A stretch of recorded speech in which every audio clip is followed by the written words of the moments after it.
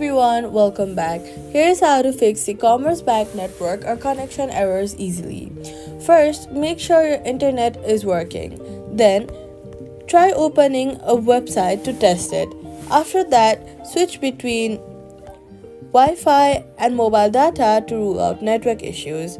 After that, you're going to go ahead and restart your device and try again.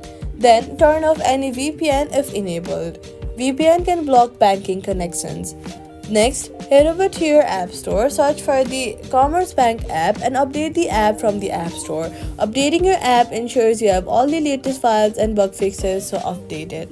Then wait and try later if servers are under maintenance. That's how to fix the Commerzbank connection error. Like and subscribe for more fixes.